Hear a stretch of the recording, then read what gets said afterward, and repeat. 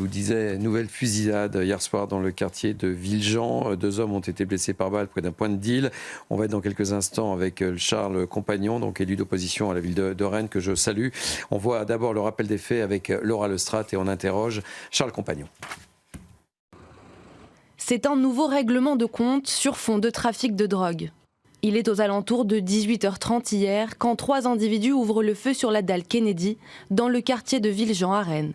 2 mineurs donc de 16 et 17 ans ont été blessés par balle ce samedi soir vers 18h30 sur la dalle Kennedy dans le quartier Villejean de Rennes, qui est réputé pour son trafic de stupéfiants.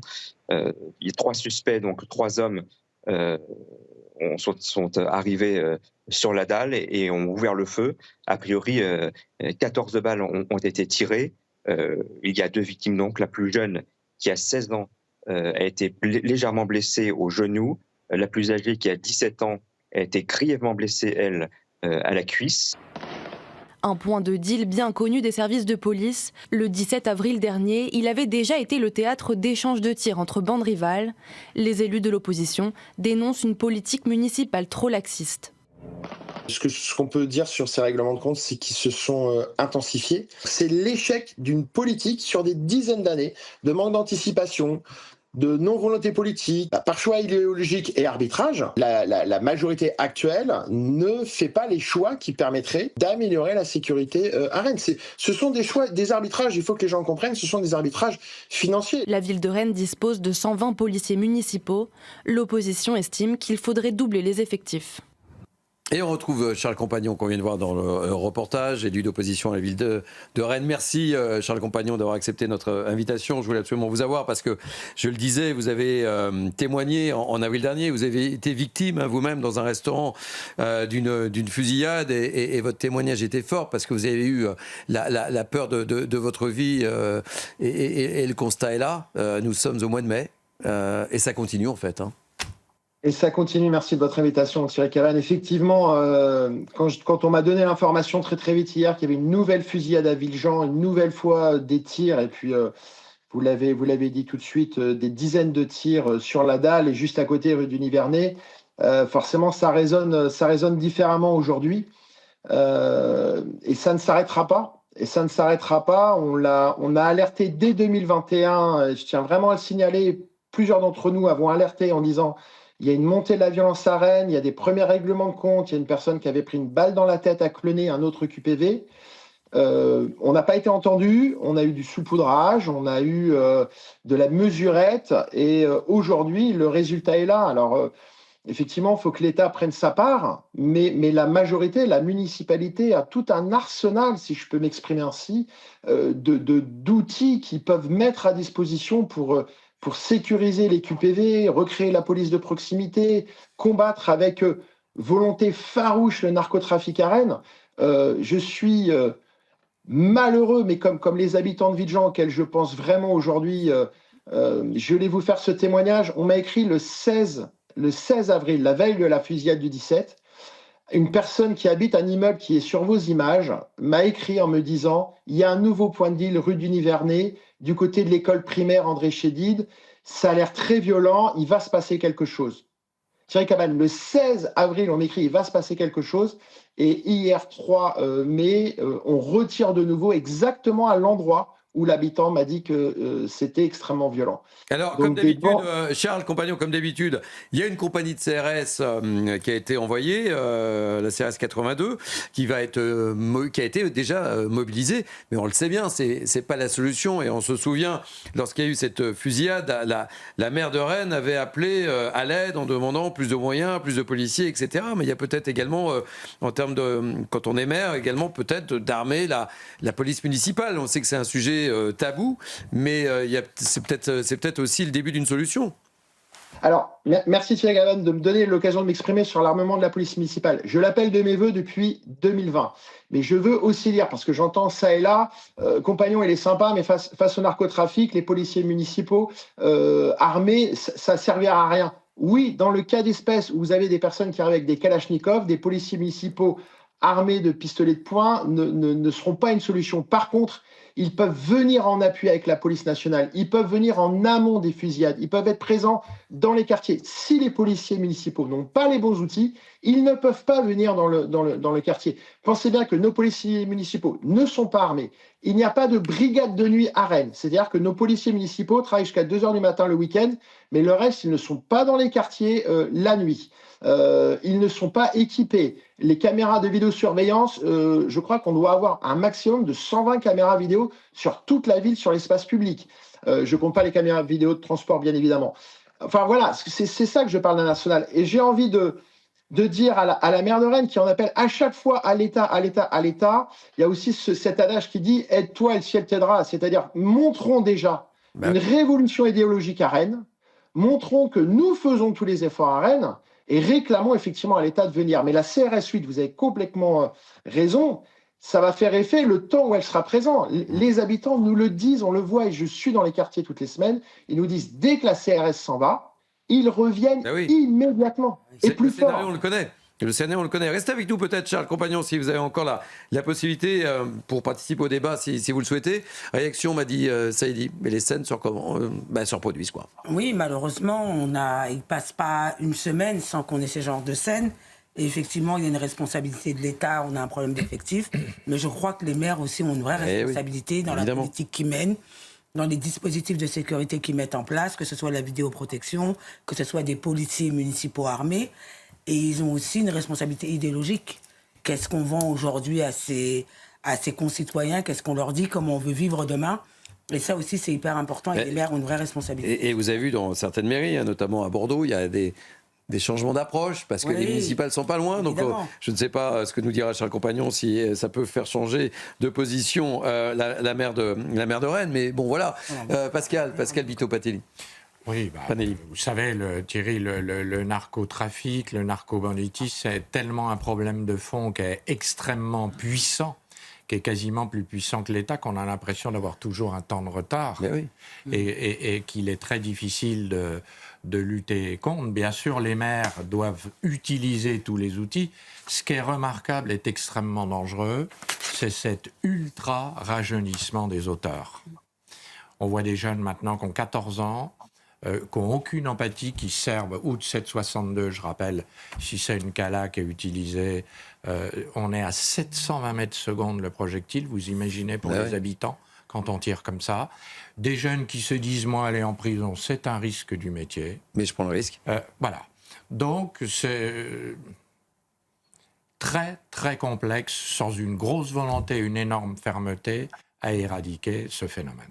Et c'est vrai que je serais à la place de la maire de Rennes, je me dirais, mais bon là, on est en mai, c'était en avril ce qui est arrivé à Charles Compagnon. Naïma M. Fadel. Écoutez, vous semblez désemparé, parce qu'effectivement, j'ai l'impression qu'on commente toujours les mêmes faits. Oui, mais parce que... Et notamment à Rennes. Et nous avons raison d'en parler, parce que ce n'est pas des faits divers, ce sont des faits de société.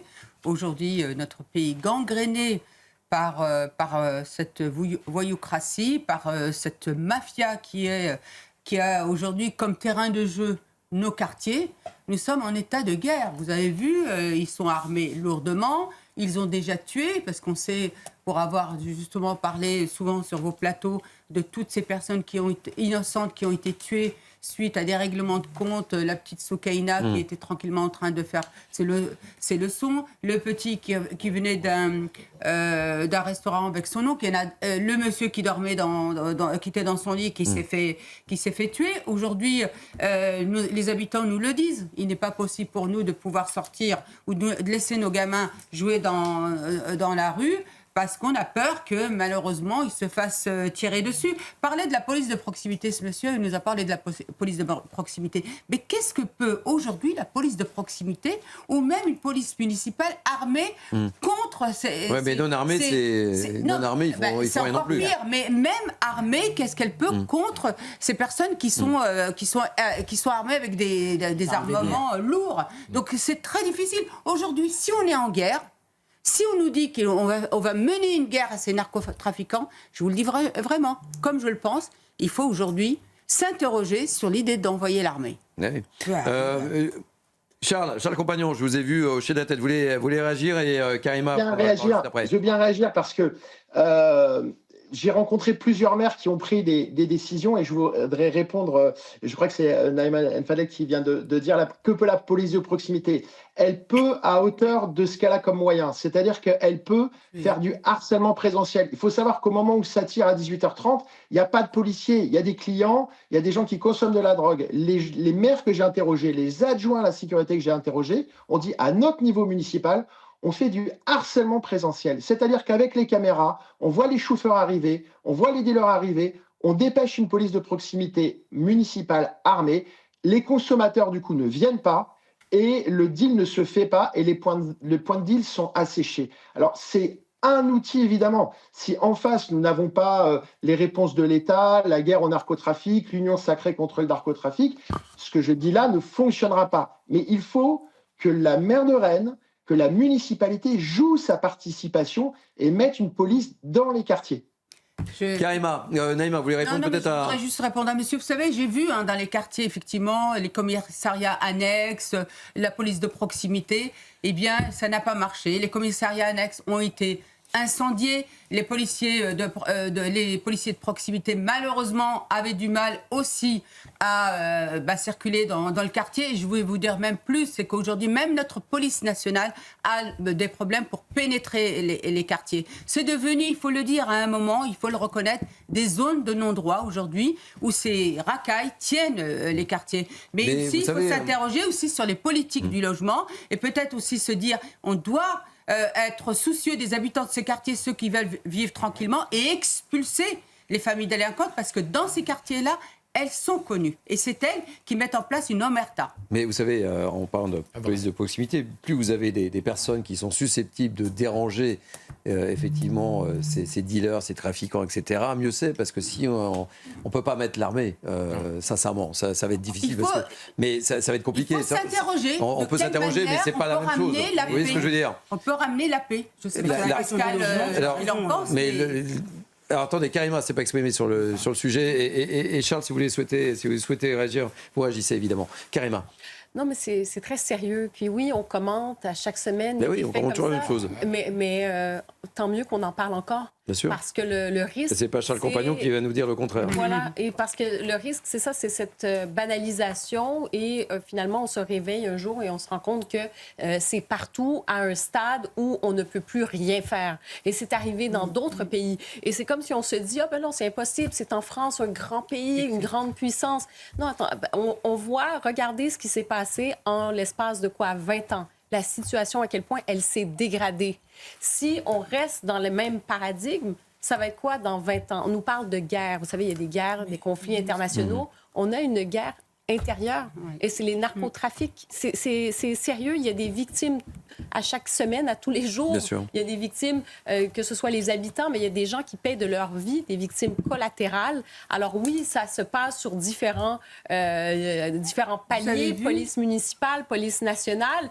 Et peut-être que est-ce qu'on en viendra peut-être effectivement à ce qui est l'armée dans certains secteurs, c'est-à-dire qu'il y a où il y a une espèce de territoire de non-droit, c'est une présence et il y a des indications précises. J'entends ce que vous dites, mais c'est vrai que c'est pas la vocation de l'armée de. C'est pas la vocation. C'est pas la vocation. C'est qu'on arrive maintenant que justement il y a tellement, on a l'impression d'être dans une impuissance. Même si on mène une guerre, je l'entends. On mène une guerre, on doit mener une guerre contre ces narcotrafiquants. Mais quand ils se sont attaqués à nos prisons, vous avez vu comment ça s'est passé? Moi, j'étais persuadée que c'était l'ultra-gauche. Vous avez vu? C'est qu'ils arrivent aujourd'hui même à s'organiser entre eux, malgré leur rivalité, pour attaquer sur l'Hexagone l'ensemble des prisons et pour terroriser. Donc c'est extrêmement inquiétant, on est dans un basculement. Allez, on va remercier Charles Compagnon. Un mot de fin peut-être, Charles Compagnon? Oui, tout à fait. Je veux dire que encore une fois, chaque strate de la société, chaque politique doit jouer sa partition. Et il y a un mot qu'on n'a pas employé, et pour quelqu'un qui n'est pas à gauche, ça va vous étonner, mais la médiation, la prévention, l'éducation dans les quartiers, la mixité sociale, tous ces outils-là, moi je parle de sécurité et je veux bien être entendu comme un moyen de faire autre chose. Moi je veux de la sécurité à Rennes, pour qu'une petite fille puisse aller manger un cookie tranquillement, pour qu'une maman puisse emmener son enfant à la crèche, pour que les enfants de l'école André Chédid ne soient pas, je dirais, sous pression de narcotrafiquants. En fait, pour moi, la sécurité, et notamment à Rennes, ça doit être un moyen de faire tout le reste. Et je voudrais, en conclusion, Thierry, dire que Rennes était encore, il y a 5 ou 6 ans, la ville où il faisait le bon vivre. Et aujourd'hui, elle fait régulièrement l'actualité de CNews et d'autres médias. Donc, il faut vraiment que les Rennaises et les Rennais et les gens qui nous écoutent entendent qu'on était la ville numéro 1 du bien vivre il y a encore 5 ou 6 ans. Alors, je ne veux pas instaurer de guerre entre Nantes et Rennes, mais vous savez que mon cœur est également nantais. Et que... je ne parle pas de football, hein. Mais c'est vrai que Nantes et Rennes faisaient partie des villes où il faisait bon vivre. Ça, je peux en témoigner. Évidemment que les choses ont évolué au fil des années. Et vous voyez, un homme triste également de parler de sa ville de cœur également dans les mêmes circonstances que la vôtre aussi. Je connais bien votre ville de Rennes, qui est une très jolie cité et bretonne, de surcroît, en plus. C'est vrai, elle est belle. On a une belle ville, on a quand même une belle ville. Et c'est important de le dire. Hein. Et on ne fait pas le débat, est-ce que Nantes est en Bretagne ou pas. Non. Merci en tous les cas, Charles. Merci d'avoir accepté notre invitation. Merci de votre invitation dans cette actualité un peu tragique. Merci. Ouais, et c'est important de vous entendre. Pascal.